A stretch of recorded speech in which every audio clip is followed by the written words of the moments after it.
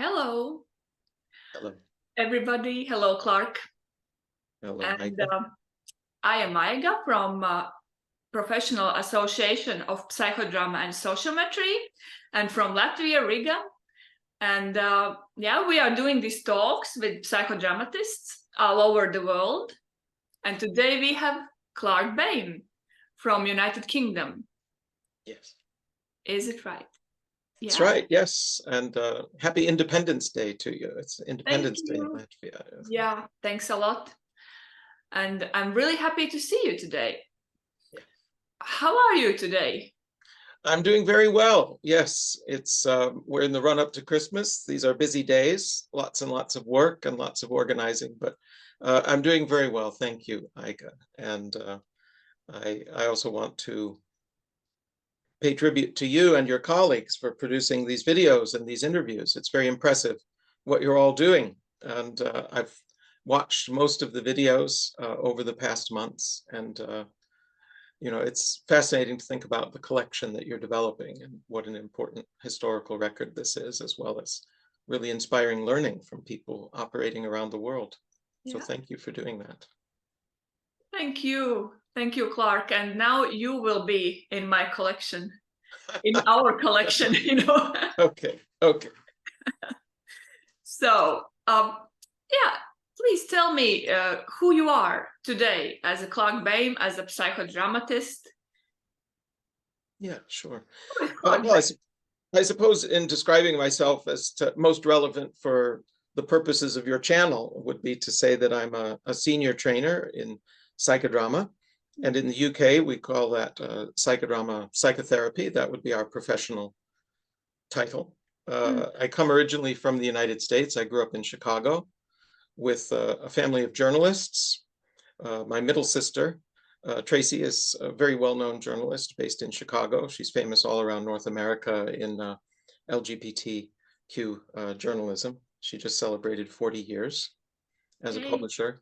And both of my parents were journalists. My mother was a photojournalist.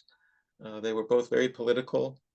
And I was born in the 1960s and very much a part, you know, listening to political discourse around the dinner table from the earliest days and having really politically very active people over to the house and lots of parties. And that's kind of the environment that I grew up in. And my journey towards psychodrama began. How it went? Where it began? Again, this was in my early 20s. I joined a theater company doing theater in prisons when I was pretty much out of university. How do you get there? Sorry, but it's for me, it's like how to get in prison for doing theater. How do you get there? Yeah, well, this is a theater company that was formed by a theater director. He was British originally. He is British originally, John Bergman, and he trained in the experimental theater movement in the 1960s. And by the time I met him in the mid-1980s, he had formed a few years prior to this, out of a university drama department, he'd formed a theater company that was traveling around in the American Midwest, working in prisons, doing what we would now call applied theater, but the term hadn't been invented then. And so this is theater with a social or an educational purpose. It's usually for special identified audiences, although not necessarily. And it's essentially a way of doing theater where you are thinking about the social applications of the theater. For example, theater for personal or community development, theater for community healing, theater with a particular mission or social purpose. And so we were doing this in prisons for the purposes of trying to foster an environment within the prisons where rehabilitation is more likely to occur. And that doesn't mean just working with the prisoners, it also means working with the staff, working with the whole community, sometimes also with invited family members coming in, and where the inmates would produce plays for family members and also other members of the community.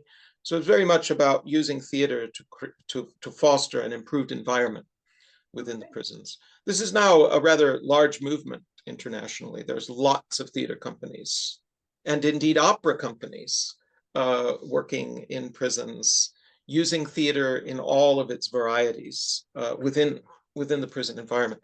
So I came to Britain in 1987 to set up the British version of Geese Theatre Company. And that was my all-encompassing mission for the first 10 years of my career, doing theater in prisons. And that theater company, Geese Theatre Company UK, they're still going strong. We're just about to celebrate 40 years in 2027. And I'm still on their board of directors. So I get to see them move from strength to strength. They're still an amazing and inspiring group of people. Yeah.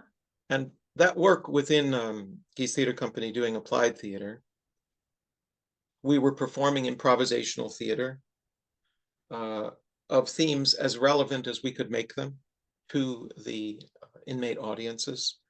But then we would very often stay for a few days. Sometimes we would continue to work in that same prison for 2 weeks, sometimes 3 weeks. And we would help the residents at the prison to produce a play, an original play. And not surprisingly, those plays were often drawn from their own experience. Mm. And usually we would fictionalize it. Usually we would change some of the elements of the plot, etc. But very often the residents would want to produce quite realistic scenes from their lives. So without knowing it, myself and the theater company were already moving towards psychodrama, although I didn't know the term at that point. I only discovered it a few years later after I moved to Britain. Okay. Yeah, so it's always been there for you. Like, that's very interesting. I mean, how old were you when you first read about psychodrama? Or psychodrama? Oh, yeah. Well, I met the word first in a book. I was 21 something, and I was just reading a book of Viesturs Rudzītis, a psychodramatist and a psychiatrist. And I just see word psychodrama. So I thought it's very, really interesting because I was in a theater and I thought, okay, psychodrama. So it's something with the drama, with theater and psychology. And I thought, yes, that's so interesting. Yes, I met him. I met him in Chicago many years ago. He came to Chicago. He was a colleague of Elaine Sacknoff in Chicago. Yeah. I met Leif Doug Blomqvist at that time. Yeah. Was it the book that he did with Zerka? Oh, no, sorry. I said Leif Blomqvist. Oh, sorry, I misheard you. Yeah, you did. But that's interesting because then somebody's coming here. I think some other people too. But I said Viesturs Rudzītis from Latvia, Latvian psychodramatist. He was Inara's first students that Inara took in Latvia. Inara Admanis, when she went to Latvia with the psychodrama. So yes, okay, very good. So sorry for the confusion, but of course I've met Inara and at various conferences. Yeah, that's a great connection. So you met psychodrama in a way when you were 21. Yeah, and then I forgot about it for some 8 years or something. And then I met Jolanta in theater. Well, I was a part of amateur theater. I'm an amateur theater actress. And Jolanta was there too, Baltiņa. And we were like theater colleagues. And I was playing in one of her productions in her theater. Yeah, she was producing one. I don't, well, it was she was making one stage play, producing one play, and I was her actress at some point. And she was director. Right. Yeah. Do you remember the production? Yes. What was the production? The production was Dusi Saldi. It's Sleep Well in English. Yeah, from well, our theater main director was Herman Spauks, and he wrote that play, and it was really interesting. It was about the lady who was sleeping at night, and then the skeleton came from the closet, you know.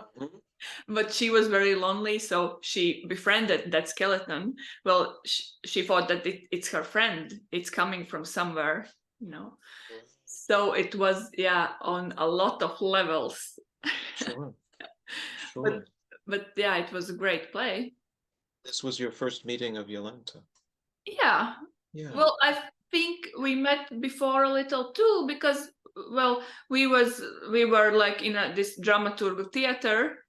We were like a big company, so we were doing some, I don't know, exercises together sometimes and meeting together still. But yeah, that was first when I was playing with Jolanta. Well, she was directing me, and then there was this that Jolanta was making a psychodrama assistant level in Latvia, starting it. So she was just starting it, so very good timing.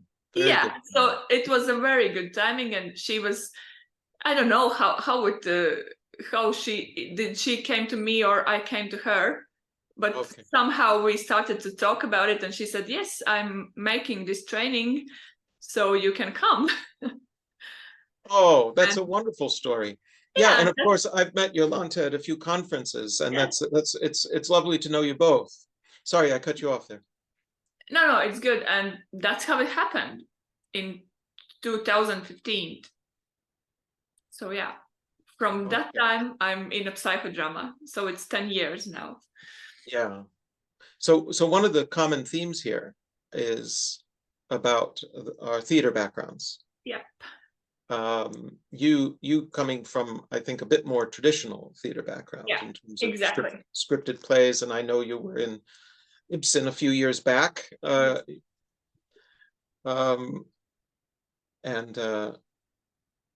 certainly my interest in applied theater. And you know, when I go back and I've read the early J.L. Moreno back around 1925, The Theater of Spontaneity. He was very much, this was when he was doing theater experiments in Vienna. And one very interesting passage in that book is where he makes a prediction about where the future psychodramatists will come from. And he says they will come from the theater schools. Yeah.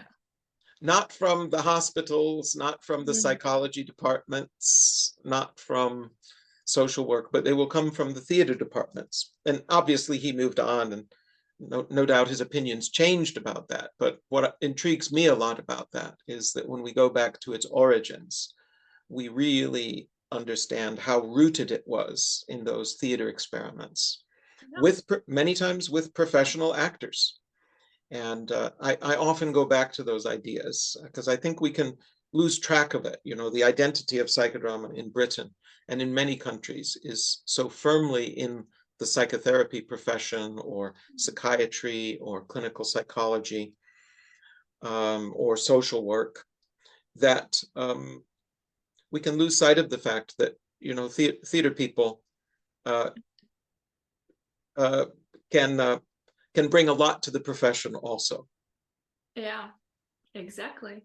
And well, I know that Viesturs Rudzītis done something with the theater people too. And sometimes psychodrama, I've heard it on a street one time,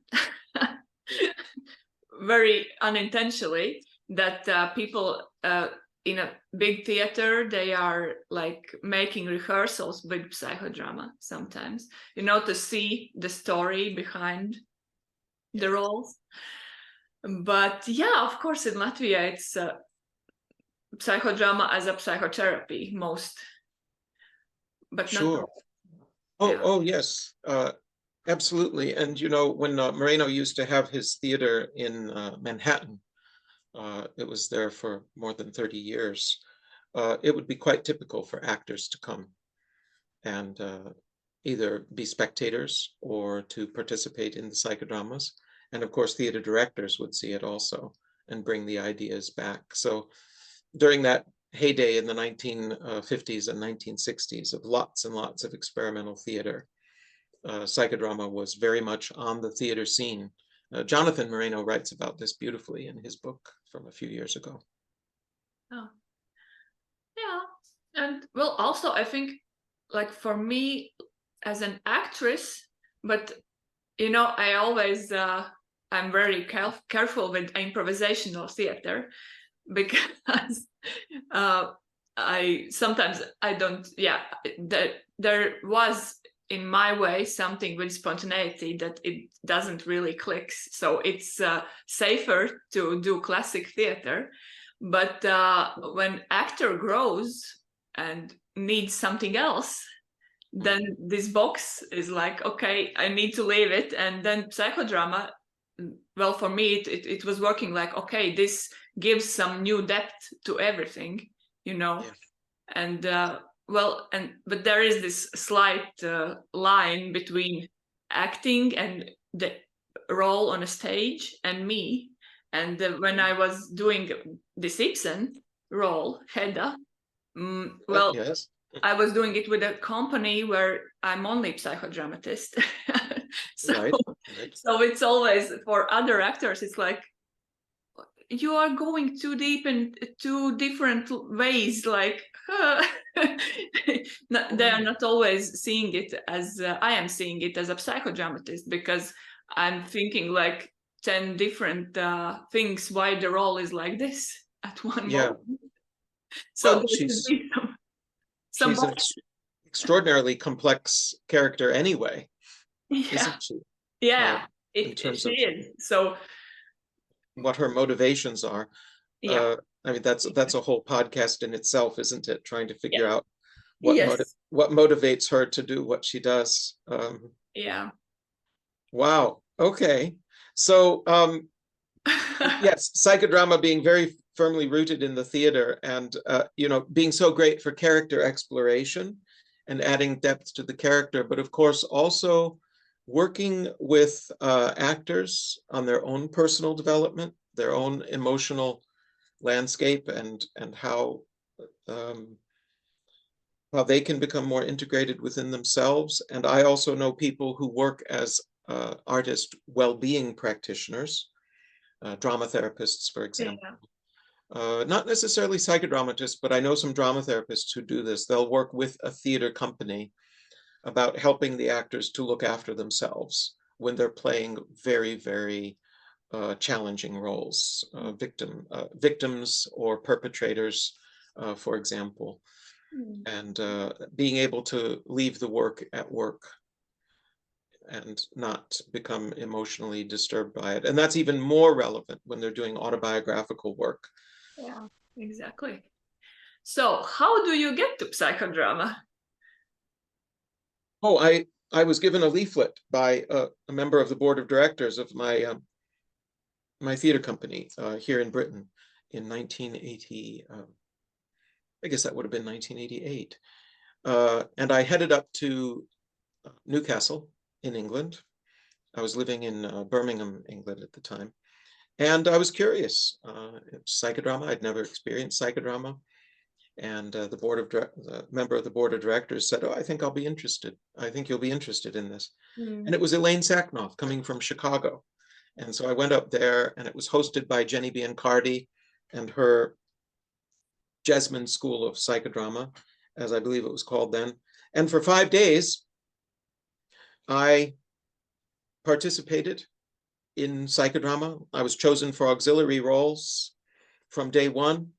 Okay. I saw some of the most powerful psychodramas one could ever imagine seeing it. Everybody else there had had experience of psychodrama before. And it was quite clear to me that out of this group of 20 or so people, at least 10 of them were there to do some very serious work at depth. Maybe because they'd worked with Elaine before, maybe they'd worked with Jenny Biancardi before, but they wanted to come to a 5-day residential and do some very serious work at depth. And the psychodramas were quite extraordinary. Some of them had to do with moving through a transition in life.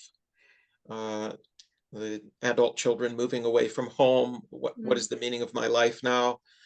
Another one, finally being able to say no to her abuser and to be protected by her mother, whereas the actual script had been so different. Extraordinarily powerful psychodramas. And I knew by the end of the first day that I would train in psychodrama. And I also just happened to meet the woman who I later married on that same morning. And so that was a pretty momentous morning. Wow. And although we're no longer married, we're still very good friends. And we raised a daughter together, and she's doing great. So it's interesting how these pivotal moments come in our lives. And so I met psychodrama and my future career on the same day. And then over time, it took me until 1994 to start training. So that was 6 years later, I started training. And then the training itself was another 6 years. And so I became a psychodramatist in 2000. Okay.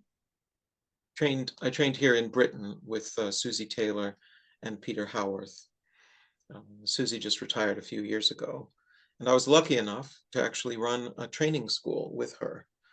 Oh. We ran the Birmingham Institute for Psychodrama for 10 years, and we have a whole bunch of graduates. And so that was a tremendous privilege to me to co-run a psychodrama training organization with the woman who had been my primary trainer. That's an extraordinary opportunity. And I run a Training the Trainers program now. And Susie, although she's retired, she still comes to the sessions and lends her wisdom. So Susie and I still get to collaborate. And because she lives locally, we look for any opportunities we can to still collaborate together. Many of the people who watch this video, I think, will have met Susie over the years, because when she was working as a psychodramatist, she traveled quite a lot, and a lot of people got to see her work. She's one of the very, very best psychodrama practitioners that one could ever meet. And so I was very lucky to train with her and run a school with her. Yeah. Right. Oh, wow. Thanks for those words. And I think a lot of your students would say that about you too. Oh, that's very kind of you. Okay. Yes. Well, okay. So, thank you. Thank you. Yeah. What is those topics that you like to explore in psychodrama? Like most, what is your favorite topics? Oh, I run psychodrama on many different themes, but certainly one in the last maybe 6 or 7 years. I've often run psychodrama workshops where I will also teach a bit of attachment theory. And it's a particular model of attachment. I think you've seen me give a presentation on it. I think I met you with your presentation first. In a Zoom, there was a workshop. It was brilliant. Oh, well. Yeah, it was really important for me, because I think I've had a little vignette, or, well, it was vignette, I think, but I had a lot of insights for me and my attachment. I think it was about attachment and sexuality, something like that. Yeah. Yes. That's a combination. I've certainly offered that a few times. And now that you mention it, I do remember you on that Zoom call. So that was during fairly early days of COVID, I think, when we all went online. Yeah, it could be like that. So, okay. Yeah. So you asked me what my favorite theme is. Yes. So I guess one of my favorite structures for workshops in recent years has been to do a bit of DMM, dynamic maturational model attachment theory, and then to offer some ideas about how psychodrama can be adapted for each individual that we work with, bearing in mind what we're learning about their attachment patterns. And so then we go into psychodramas, which are very much about relationships in the current times, struggles with relationships that could be with the partner, with the children, with adult parents, as we're moving into the adult role, maybe some struggles with parents and their own adjustments. Quite often we will go to early childhood scenes, but not always. And of course, that can also get into traumatic territory. So I love directing psychodramas that are about relationships and what people are dealing with in their lives. And many times we will use surplus reality to give them an opportunity to say what needs to be said, to explore new roles, maybe even try out some new ways of having conversation, new ways of relating to others, try out something you've never tried before. So past, present, future, I like it all. And attachment, is there like in all of them? It's like a line through them all. It's like thread. Attachment will be there in pretty much every psychodrama that I direct. I would struggle to think of one where it does not apply. It would probably relate to a superficial relationship where there is no stress, threat, or danger. But anytime we are in relation to another person, and you're getting to know that person and a relationship is developing, as soon as you introduce a certain element of stress, threat, unpredictability, something like that, it's going to activate a person's self-protective strategies. And that's almost the same as saying their attachment strategies. How are they going to relate to the other person in a way where they can get their needs met, but also to maintain safety or to maximize safety? Yeah. And well, I recently was in a psychodrama for children, basic training, and one of the main things that children need, well, the main course maybe, is attachment. 1 from 3, and the 4th is joy. So, and joy can be only when there is attachment, self. I just flew away. Yeah, well, I will remember the word and self-efficacy, but the second is like, well, not self-respect, but you know, when you see yourself as the best, the princess, it's like self-esteem. Self-esteem, yes, thank you. Yes. Okay. You see, we have this holiday mood today, so yeah, I get it.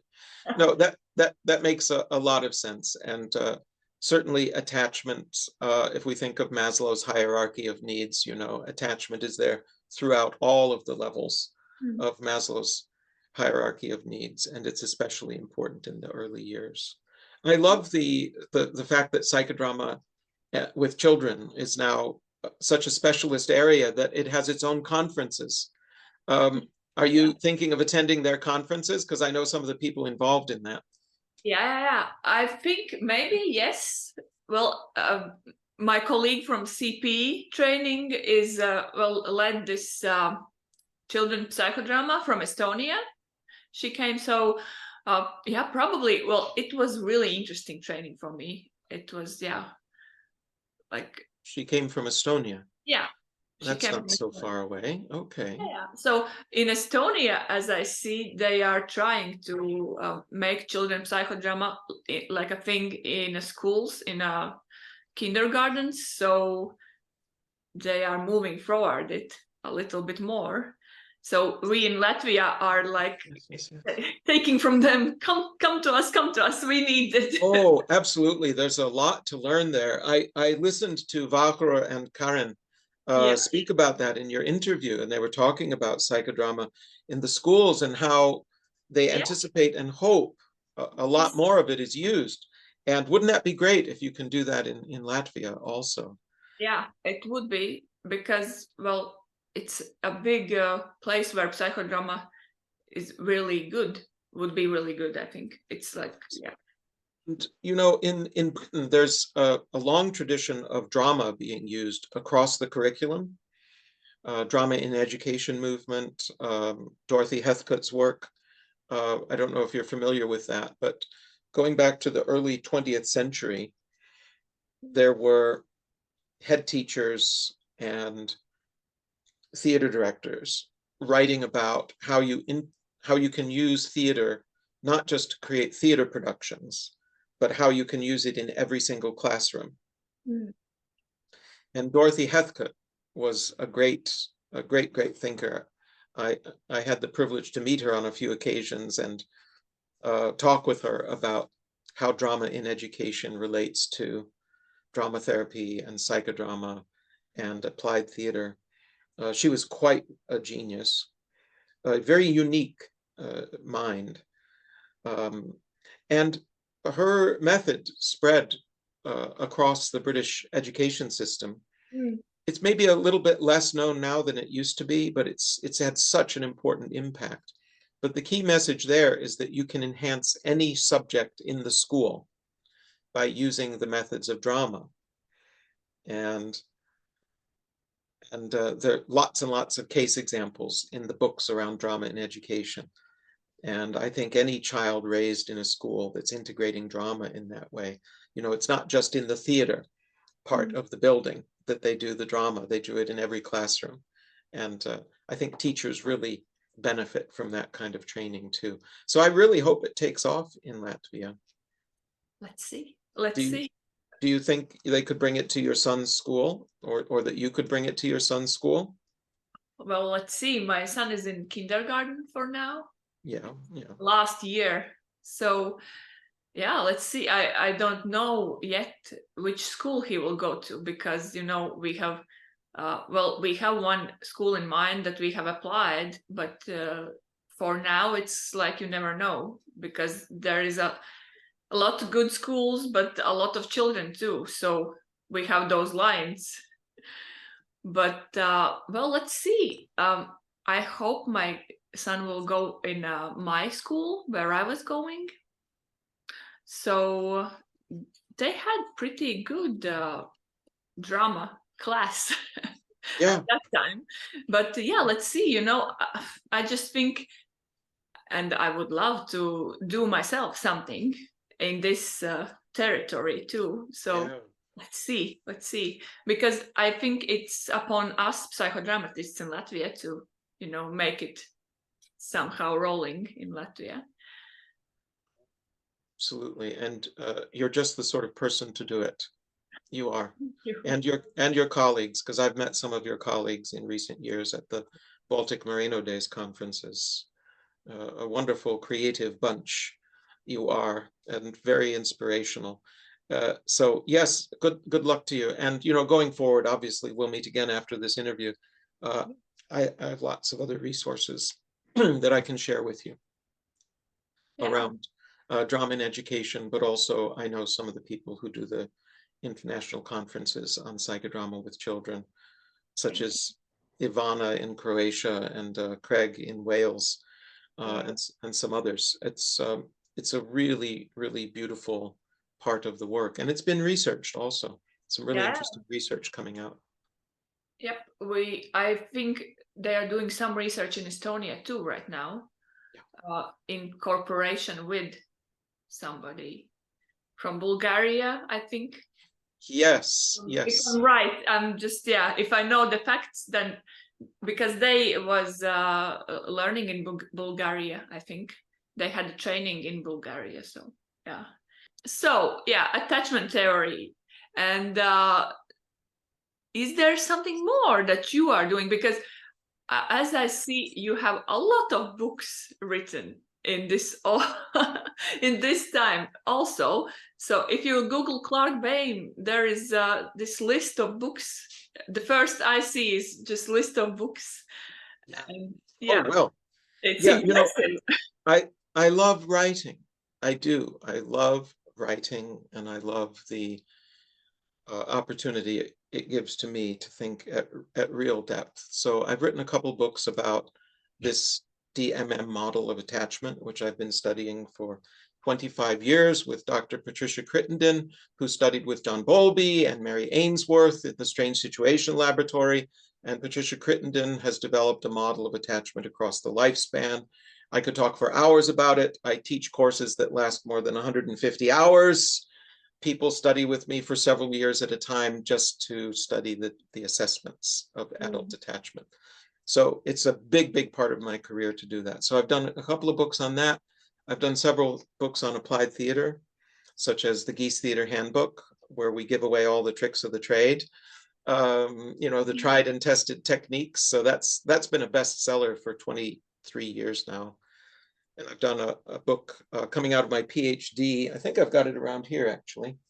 Oh, yeah. So Staging the Personal, yeah. which is based on my PhD, which was an opportunity to explore where applied theater and drama therapy and psychodrama overlap, and how can they be in dialogue with each other, but in safe, boundaried ways.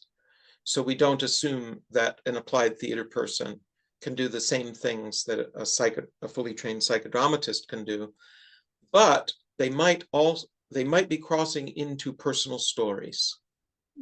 Yeah. And because applied theater practitioners often do, with their participant groups, stage personal stories, I devoted 6 years of study to going around the world and watching theater companies doing this. Yeah. What a privilege that was.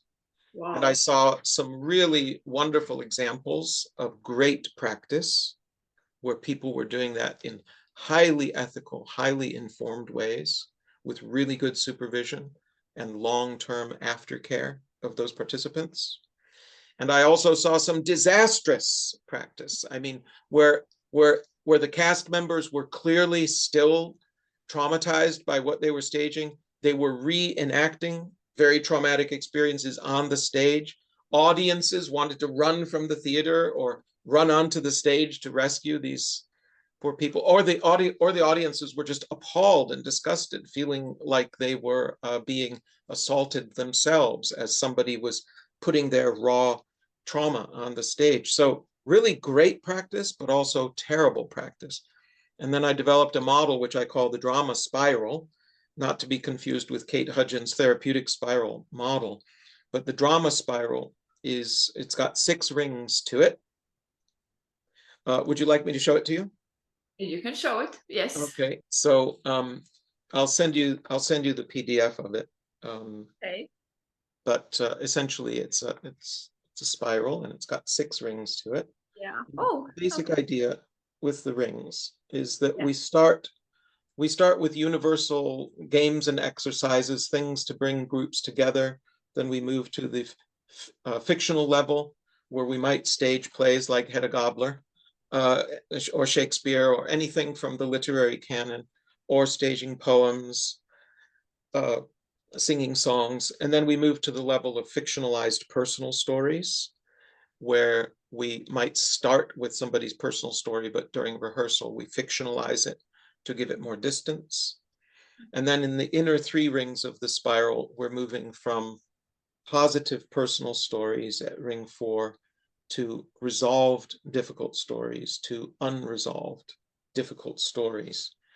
And the basic idea there is for theater practitioners, when they're working with groups, to be able to pick and choose the right level of depth for the particular group, in the particular setting, given the amount of time they have with those people, also something about the sensitivities of that particular group, maybe also taking into account the group dynamics, as in, is this a safe group to do that type of work?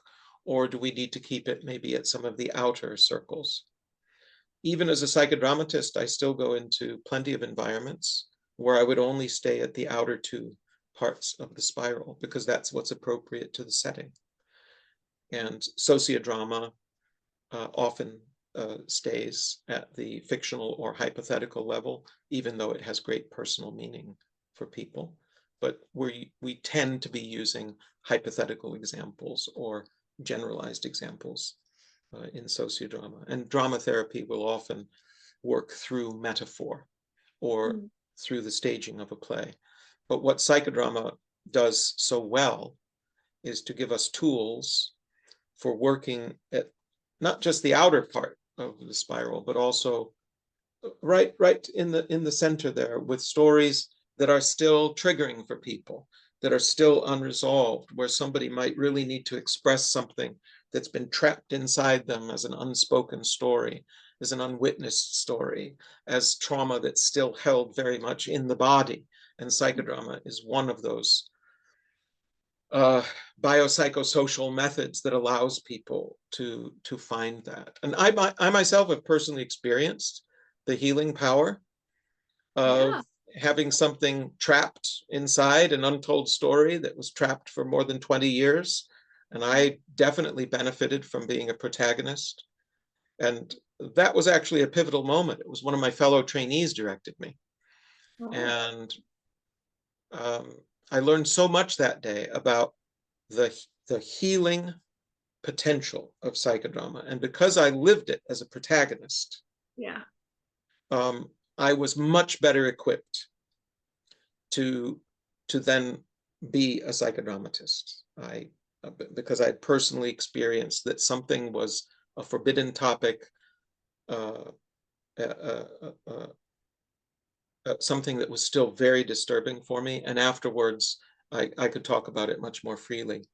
It was about an extremely dangerous experience I'd faced in childhood that I'd never really properly spoken about.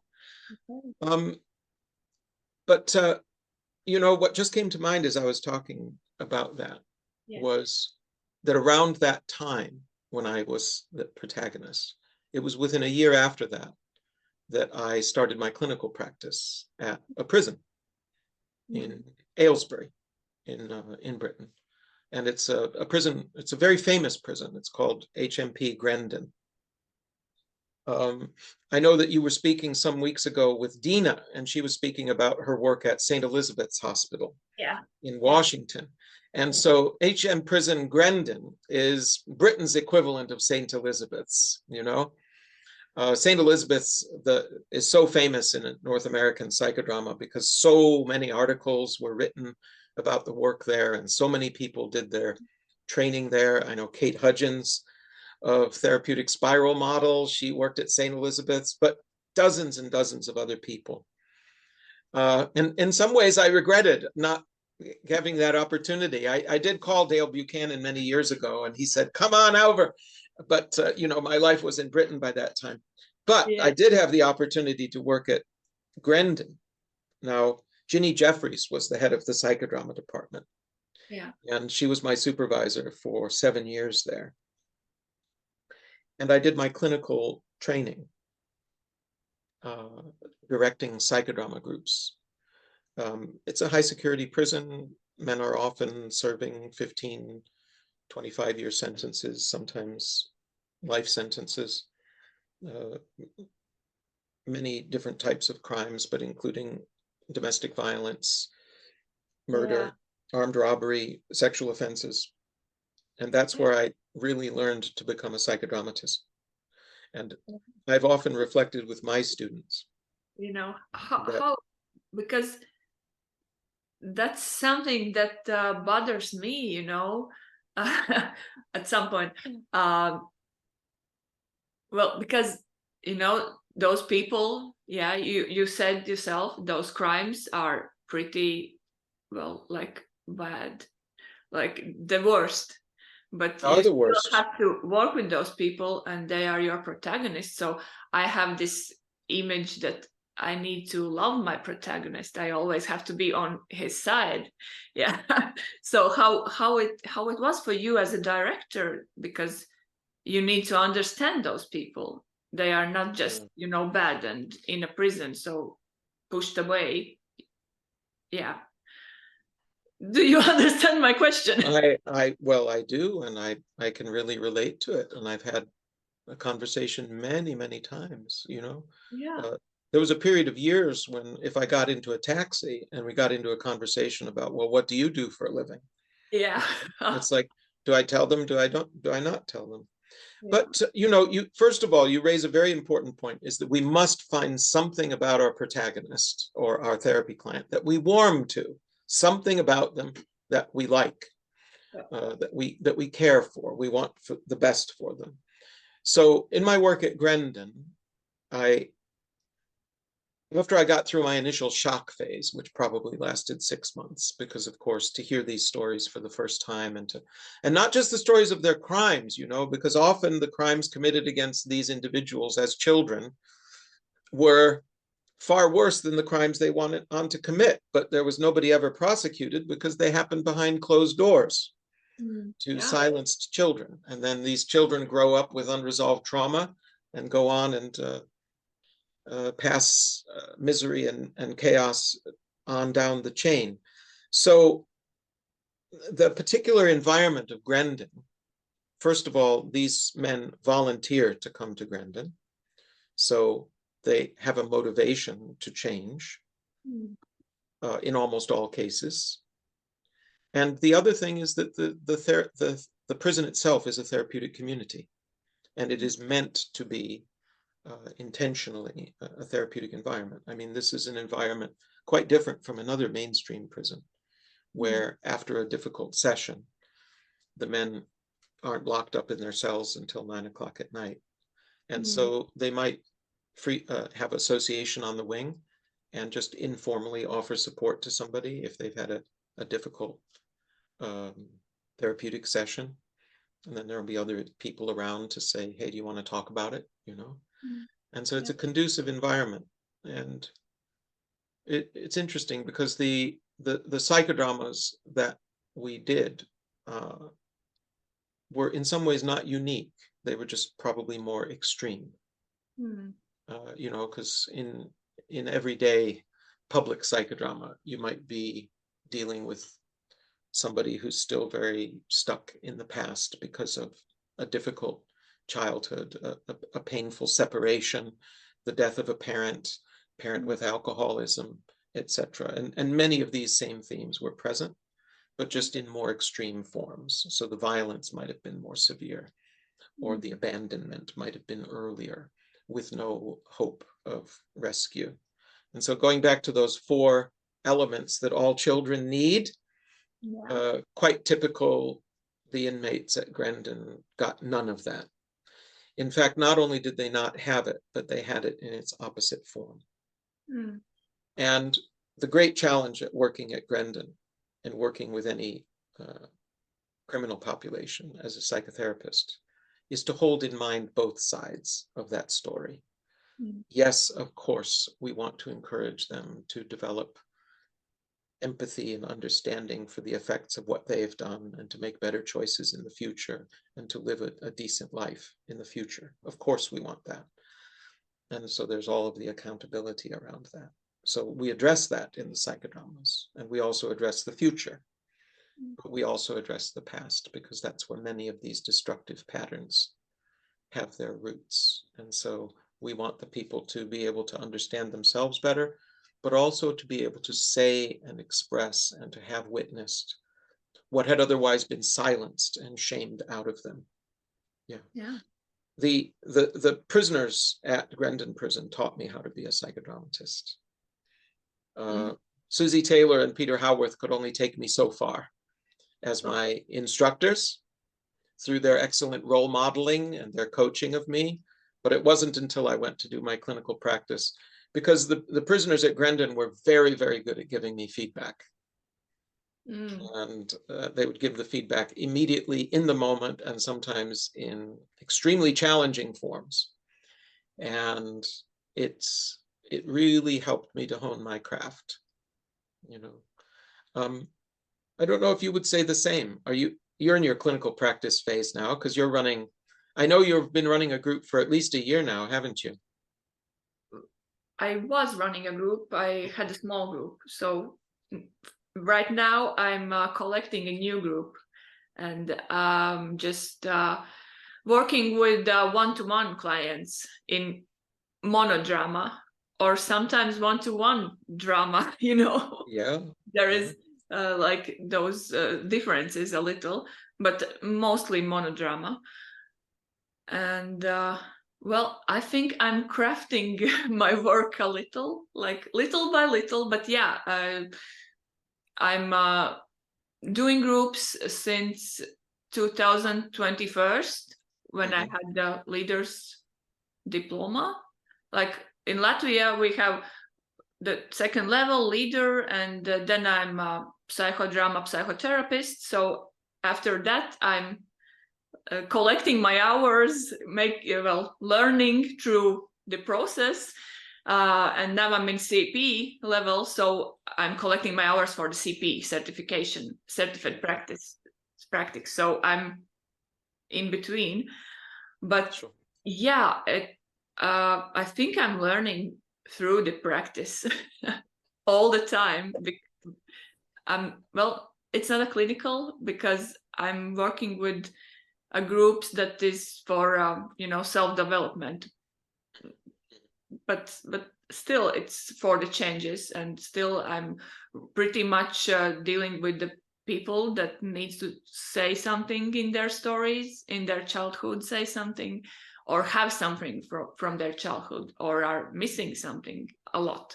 Yeah. So yeah, but I cannot imagine for now how it is in prison with the inmates. But yeah, I can empathetically feel that there is this person, and it's still a person, Absolutely. whatever he done. It's like with roles in a theater, you have to be advocate for your role. Yes. So there's always this, we all are persons. Yes, it's and in many cases it was very inspiring to work with them. When I learned about their histories, I would often think, it's a miracle you're alive, given what we went through. And to hear the sincerity in so many of them about the regrets about committing their crime, and how they would have done it differently. So often the psychodramas were about going back to the moment of the crime and talking with himself about, don't do it, don't make this mistake, you need to talk to somebody.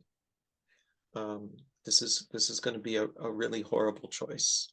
And then apologies to the victim, apologies to the victim's family, and then role reversing with the victim's family. And thinking, okay, on what terms could we live with the idea of you walking the streets again? And taking home a message about being so committed to living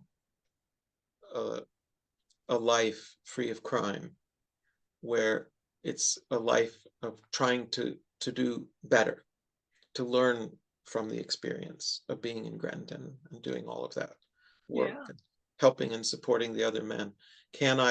Do I deserve, given what I have done, to walk the streets again? This was often a critical moment in the therapeutic journey. Realizing the full depth of harm caused, that he was responsible for it, and then coming to terms, using psychodrama, but also other forms of group support, with the idea of, maybe it is acceptable that I walk free again if I commit myself to this sort of life. And so this is, this very deep kinds of reflection going on with that kind of work. You mentioned one-to-one a moment ago, Aiga, and I think this is being used more and more around the world. One-to-one psychodrama. And how are you enjoying it? Because I enjoy it a lot, but it needs adaptation. Yeah, I enjoy it because I really see the benefit of therapeutic process when you can put it on a stage, when you can see it. For example, I recently had a client, and she came to me and just says, okay, I have this one word in my head and I don't know where to go far with this word. So probably if we just talked about it, well, for me, in my head, it just makes me this 10 roads again. Like with the head gobbler motivations, and it leads nowhere. But if we are like putting it on a stage, okay, put this word on a stage, and the word was nådeviba. It's like, well, okay, I will take some other good word. Aggressiveness, for example. Aggressiveness. Yeah. Okay. Yeah. Yep. Got it. It's just the same, somewhere there. Aggressiveness. And so she built there a lot afterwards. We got to her family, to her parents and grandparents, and well, worked a lot about this word, just from this one word. And she could saw it on a stage, and she could really live it with her all body. And yeah, there was some times when I thought, okay, group would be great here, because I had to hug her and give her messages, because I see this where, as a therapist, I have to give something bodily, this bodily feeling, and hugs are, well, I just needed to give them because that teddy bear couldn't do it. But it's still, and well, one-to-one session, you can explore whatever comes to client's mind, because sometimes in a group it's scarier to just open yourself fully. Yes, probably. Yes. But well, yeah. Quite so, and some people are not yet ready for a group, as you say.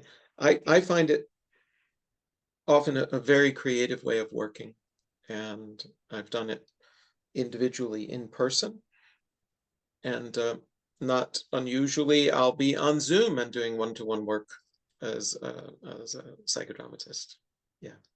Yeah, I'm doing some Zoom work too right now, but just afterwards I saw the client in real world. Yeah. Well, because it's, I think role reversal should be like tried first, and then you can do it in a Zoom, because you know how to do it somehow. Oh yes, it's much easier if you've met in person and then you go online. Much easier that way. I did want to mention, it came to mind a little while ago and I didn't mention it. The work that I've been doing with Ukrainian participants since February of 2022, since the invasion, or the most recent invasion. I've been working with Ukrainian colleagues. It's organized locally by a woman who's still in Kyiv. And we've consistently had about 12 to 15 people, and we've met every other Sunday for 3.5 hours. And it's been a psychodrama group. And about half of the group members are living in other countries, and half are still living in Ukraine. And that's become a very important part of the work that I do. And I do it to show support and solidarity with these people. And as a result of knowing these people, I've often been asked to give lectures at some of the Ukraine universities, teaching either psychodrama or psychotherapy related topics. And so building up a number of connections there. And the work with these individuals, it kind of goes back to what we were saying about working in the prison. People facing extreme danger, when the danger is current, really need whatever forms of support they can get. And this psychodrama group is an important support group for them. And I'm aware of a number of other psychodramatists who have maintained similar commitments. Some of them are actually going into Ukraine. I haven't done that during this period of time, but others are doing that, and I probably will end up doing that next year. But they've taught me so much about how useful psychodrama can be when people are still going through the great danger. And they're a wonderful support group for each other. Most of them are in the profession, and some are in related professions, and just kind of heard about the group. The group formed by accident, kind of, 'cause I was running a training course on working with trauma, and it overlapped with the start of the 2022 invasion. And so the group members were scattering because they didn't know if the entire country would fall within a few days. And so they asked me, Clark, can you do something? You've just been teaching us about trauma. Now can you help us with what's going on right now? Because we're feeling very traumatized. And so I said, well, let's all get together on such and such a date. And we got together. And over the next few weeks, we met a few more times. And then eventually we figured out, actually, we're going to make this a long-term regular group. And it's still going strong. It's a real privilege to be a psychodramatist for this group of people. And I have an interpreter who's also a therapist. And so really, she's my coworker. Yeah. And thank you for this job that you are doing, because I also think it's really important in times like this to, be support for each other. And you are some kind of making it clear and like training how to do it, because sometimes, well, for example, in Latvia too, people want to support, but they don't know how to give support to each other, and then they are doing some silly things sometimes. Really? Like what are you thinking of? Well, I'm just thinking of, when somebody cries, for example, they are saying, oh, stop crying, you will be fine, but we know that that's not helping it.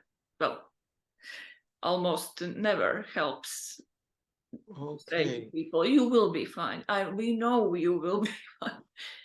Yeah. So it's how to give support, and also how to give support for those Ukrainian people that been through the war. Well, we are scared here about the war. I see the news every single day about the border.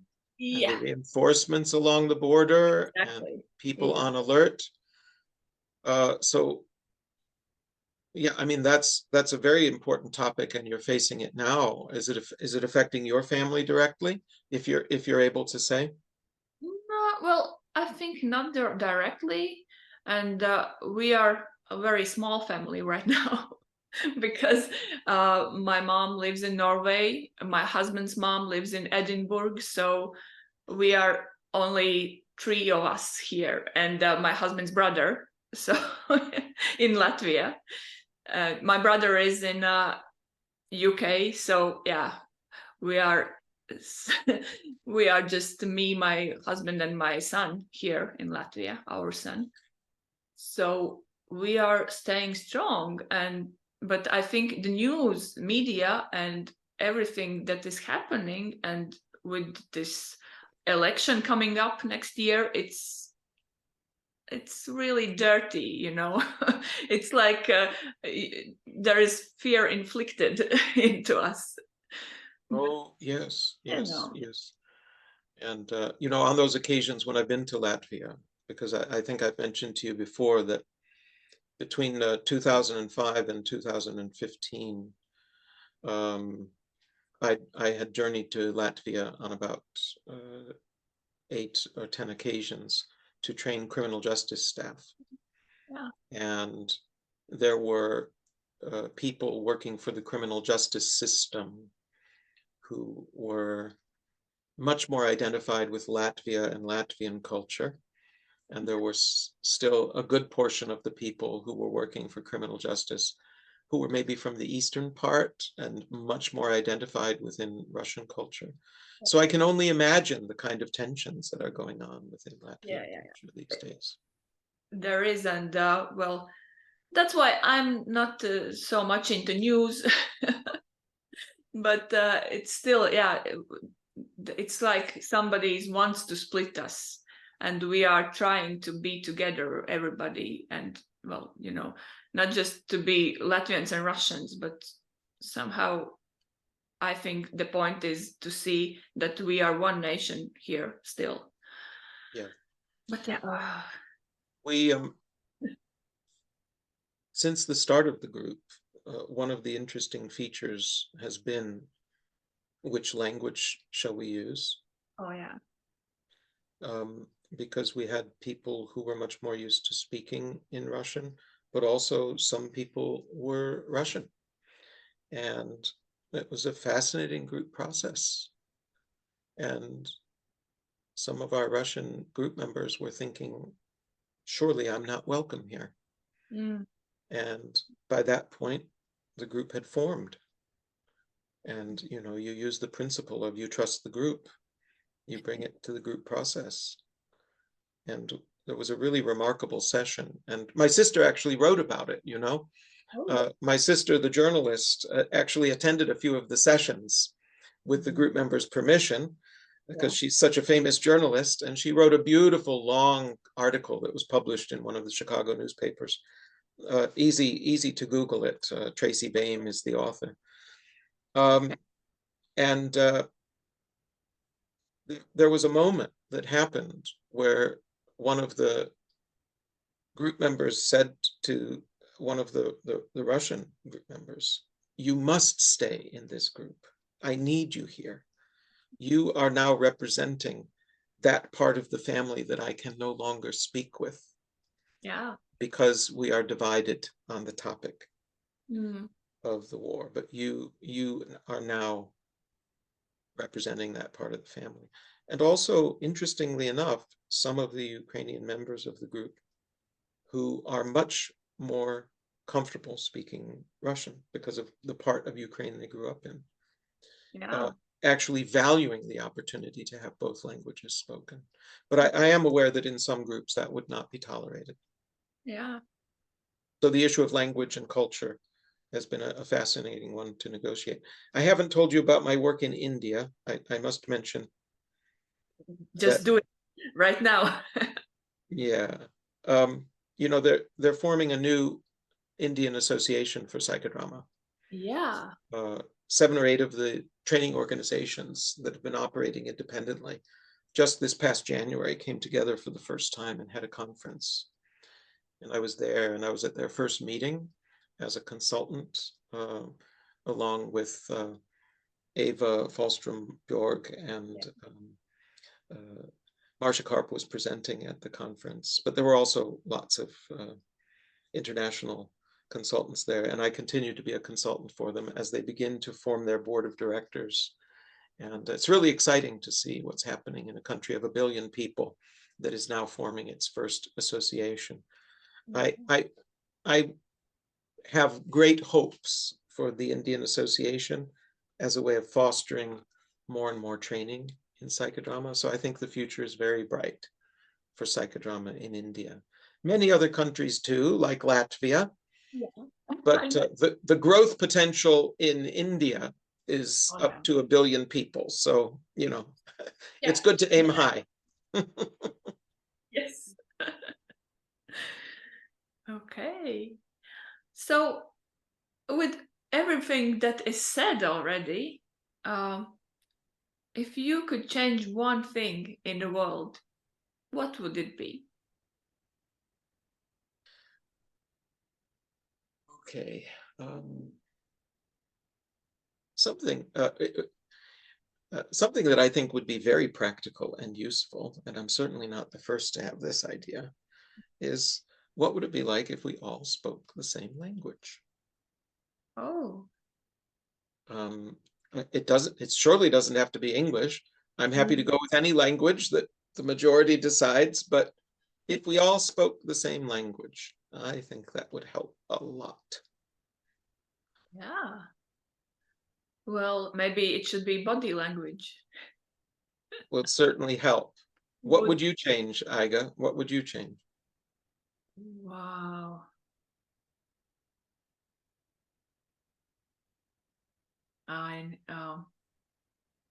Well,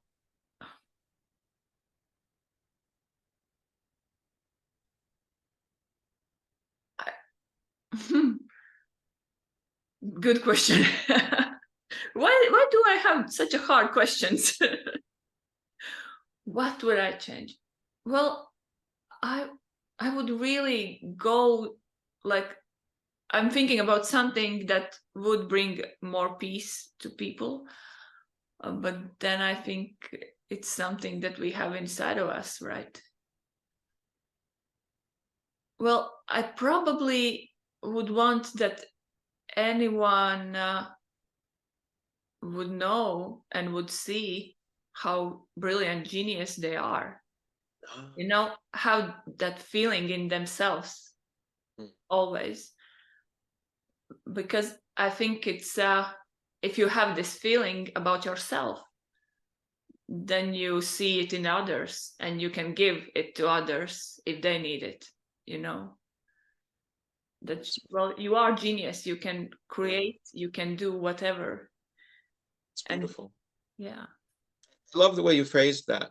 I hope you can quote yourself and put that on a poster on the wall. It was beautiful the way you phrased that. And of course, it connects beautifully with psychodrama and all those stories we hear about Jacob Moreno going around the hospital calling everybody doctor. Good morning, Dr. Jones. Good morning, Dr. Smith. Good morning, how's it?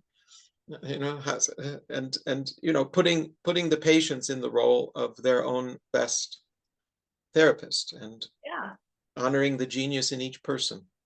Yeah. Because I heard this about geniuses from in teledrama from Marsha Karp. Yes. And the other, they were talking, the ones that met Moreno about this, that he said to everybody, you are genius. And then they came together and said, oh, he said it to me too. Yeah, you know, Marsha is full of hundreds of wonderful stories. Yeah, exactly. And I'm so glad that people like Sergio, but also others, are capturing them on video. But the best way to hear her stories is at conferences.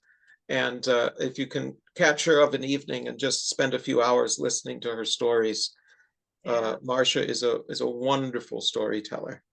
And be prepared for laughing the entire time. Yes, exactly. So yeah, I just thought that if you have this genius in you, you can see it in everybody else and give it to others too. Freely, you know, there is no competition anymore. I know that you are genius, Clark, and we two geniuses meet. Oh, absolutely. You know, the feeling is mutual. And I've been delighted to see your progress over the years. Because at one or two conferences ago, I remember you were just about to start your group, and you told me about a few of the group members who you were trying to assess as possible intake for the group. And so I've been, and obviously I've been watching these videos that you've been doing. And so you're already making a wonderful contribution. And I hope you give my very best to Jolanta, and also to, is it Ineta, who is your colleague with these interviews? I hope she'll be doing more interviews also. Right. Yeah. I will give the message to her, but I think she will see it too. Okay. Well, give them all my best regards. And I'll look forward to seeing you hopefully in Estonia next year at the Baltic Moreno Days conference, which I'm sure that people will see, you know, advertised all over. It should start at some point. The advertising, The advertising, it should start, and we will see each other there for sure. Great. Okay. Okay. Yeah. Thanks a lot, Clark. Thank you. It's been a real honor and a privilege, and so enjoyable to speak with you, Aika. For me too. Thanks a lot, and we'll speak soon, I hope. Again. We will.